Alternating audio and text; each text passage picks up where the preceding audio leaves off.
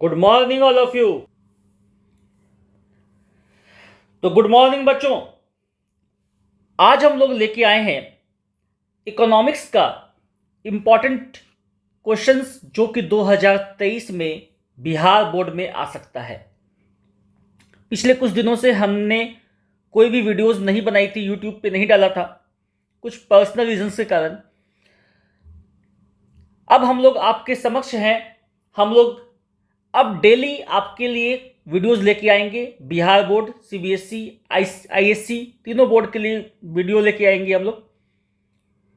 Important questions of economics for the year 2023 2023 के लिए Bihar board के लिए क्या क्या इंपॉर्टेंट क्वेश्चंस हैं जो हमने आपके लिए निकाल के लेके आया है। इंपॉर्टेंट क्वेश्चंस का मतलब ये है कि ये सारे क्वेश्चंस आने की ज़्यादा संभावना है। सिर्फ यही नहीं पढ़ना है, ये एक बेस है, एक मेरा सेल्फ ओपिनियन है कि ये इन 20 क्वेश्चंस को आपको ज़्यादा इंपॉर्टेंस देकर के पढ़ना है। लेकिन आपको अपनी तैयारी बिल्कुल अपने ढंग से करना है। टोटल सिलेबस पढ़ना है जो कि आपको मार्क्स तो अच्छा आए ही आए और आपको नॉलेज भी अच्छा हो सब्जेक्ट का। मैंने बार बार कहा है कि पढ़िए तो ऐसा पढ़िए कि पढ़ा सके। आइए देखते हैं पहला क्वेश्चन क्या है। What are the factors determining individual demand and market demand. ये डिमांड चैप्टर का आपका क्वेश्चन है। इंडिविजुअल डिमांड और market demand, individual demand and market demand अलग अलग आप पढ़ लीजिएगा, उसका कर्व देख लीजिएगा, है ना। जैसे फॉर एग्जांपल इंडिविजुअल डिमांड में क्या क्या आया था, price of the commodity, price of related goods, ये सब कुछ बातें थी, है ना। मार्केट डिमांड में क्या था, इंडिविजुअल डिमांड के संग संग 3-4 पॉइंट और थे। जैसे क्या है, population size of the society, है ना, स्टैंडर्ड ऑफ इनकम, ये सब कुछ एक पॉइंट थे जो कि आपको देखना है। सेकेंड क्वेश्चन है, what are the 3 central problems of economy.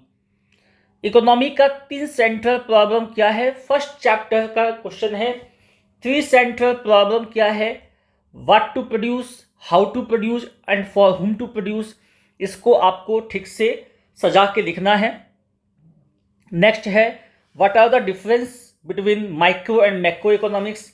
Micro और मैक्रो के बीच में क्या डिफरेंस है, आपको ये लिखना है। माइक्रो मीन्स छोटा है, स्मॉल, और मैक्रो लार्ज, है ना। जहाँ पे हम मैक्रो में नेशनल इनकम वगैरह पढ़ते हैं, ये सब आपको कुछ देखना है डिफरेंसेस। अच्छा, डिफरेंस जो आप लिखेंगे ऐसे यू करके लिखेंगे, माइक्रो का इधर एंड मैक्रो का इधर, है ना।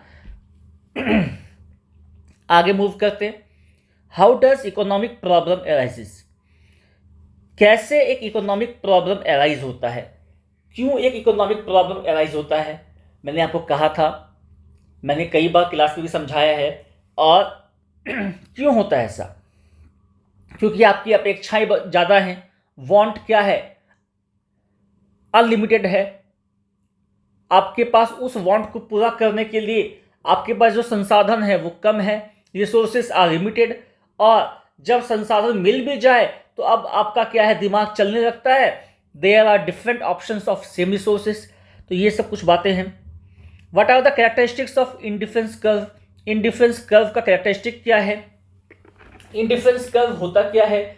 आपको मैंने कहा था कि इंडिफरेंस कर्व, जब आप इंडिफरेंस चीज़ों को लेते हैं, जैसे आप आम के साथ टेबल को कंपेयर नहीं कर सकते, आम के साथ आप एप्पल को कंपेयर कर सकते हैं, है ना। Mango and apples are of same category, तो इनडिफरेंट है वो। तो आप इसको कंपेयर करके आप इसका कैरेक्टरिस्टिक लिखेंगे। Explain the law of diminishing return to a factor और law of variable proportion. Very good. Variable proportion क्या है, प्रोडक्शन चैप्टर में है, जहां पे आपने देखा था कि जैसे जैसे आप फिक्स्ड फैक्टर के साथ अपना वेरिएबल फैक्टर को इंक्लूड करते हैं, एक समय के बाद आपका प्रोडक्शन गिर जाता है। इसको, यही चीज़ को लिखना है, लॉ को लिखना है। कोशिश कीजिएगा लॉ का जो लैंग्वेज है उसको चेंज नहीं कीजिएगा, क्योंकि लॉ एक नियम है कोई भी आदमी लिखता है तो वो पर्टिकुलर वही चीज़ लिख के आइए तो ज़्यादा अच्छा है ना। बाकी चीज़ों में इधर उधर हो सकता है, अपने लैंग्वेज में आप लिख सकते हैं, लेकिन लॉ जब भी लिखा जाए तो कोई अमुख व्यक्ति लिखता है, इसलिए उस लॉ को ही लिख के आइए, ज़्यादा अच्छा है। What is the relationship between marginal product and marginal product और टोटल प्रोडक्ट में क्या अंतर है? रिलेशनशिप है, सॉरी, हाँ। What is the relationship between marginal product and total product? What is utility? Second chapter में है आपका। Explain the determinants of supply. Supply का डिटर्मिनेंट्स क्या है? जिस तरीके से फैक्टर्स डिमांड के थे उसी तरीके से सप्लाई के हैं, कि प्राइस बढ़ने से सप्लाई बढ़ जाएगा, है ना। अगर गवर्नमेंट का पॉलिसीज उसके लिए सकारात्मक है तो आपका सप्लाई बढ़ जाएगा, ये सब कुछ बातें हैं। इलास्टिसिटी ऑफ डिमांड क्या है? ठीक है, इलास्टिसिटी ऑफ सप्लाई क्या है? ठीक है। What is the scope of average cost and why? Shape of, या यू कैन से स्लोप भी कर सकते हैं आप, शेप की जगह स्लोप भी कर सकते हैं। ठीक है, तो एवरेज कॉस्ट का स्लोप क्या है, इसको आपको डिफाइन करना है, और क्यों वैसा बनता है ना। आपका कॉस्ट का क्यों बनता है आपका, वो आपको डिफाइन करना है। Explain the difference between perfect competition, monopoly and monopolistic competition. Perfect competition क्या है, मोनोपोली क्या है, मोनोपोलिस्टिक क्या है, इसका एक डिफरेंस आ सकता है आपको, जहां पे आप परफेक्ट, मोनोपोली और मोनोपोलिस्टिक लिखेंगे। या ऐसा भी आ सकता है परफेक्ट मोनोपोली में आ जाए, या ऐसा भी आ सकता है मोनोपोली मोनोपोलिस्टिक में आ जाए, तो आप इसको प्रिपेयर कर लेंगे। जीडीपी क्या है, और तीनों फॉर्मूलाज मैंने कहा था नेशनल इनकम के। तो जीडीपी क्या है? आपके देश का आमदनी जीडीपी कहलाता है ना। देश के अंदर की जो आमदनी होगी आपकी जीडीपी कहलाएगी। नेशनल इनकम में क्या होता है? नेशनल इनकम में टोटल आमदनी, आपके देश के अंदर की आमदनी प्लस देश के बाहर की आमदनी को ऐड करते हैं तो उसको वो आता है। What are the functions of RBI? RBI का फंक्शन क्या है ना। What is foreign exchange rate? Foreign exchange rate क्या है ना। आप विनिमय करते हैं, जब आप इंपोर्ट एक्सपोर्ट करते हैं तो आपको फॉरेन एक्सचेंज रेट की ज़रूरत होती है, तो वो क्या होता है, सिर्फ डेफिनेशन आप जान लेंगे। What are the demerits of barter system? Barter system जो है उसका डिमेरिट था इसलिए मनी आया था, तो उसका क्या डिमेरिट था ये आपको लिखना है। Explain the difference between GNP and GDP. GNP क्या हो गया? Gross national product. Gross national product, तो ग्रॉस नेशनल प्रोडक्ट क्या होता है ये आपको देखना है। ग्रॉस नेशनल प्रोडक्ट और ग्रॉस डोमेस्टिक प्रोडक्ट, जिसमें कि डेप्रिसिएशन घटाया गया नहीं होगा। ये देश के अंदर की आमदनी है, देश के बाहर की आमदनी है, मतलब ये देश के अंदर की आमदनी है। इसमें क्या है, देश के अंदर की आमदनी प्लस बाहर की आमदनी को हमने ऐड किया है, लेकिन इसमें से जो डेप्रिसिएशन हुआ या कैपिटल रिडक्शन हुआ इसमें से घटाया नहीं गया है। What is aggregate demand and aggregate supply?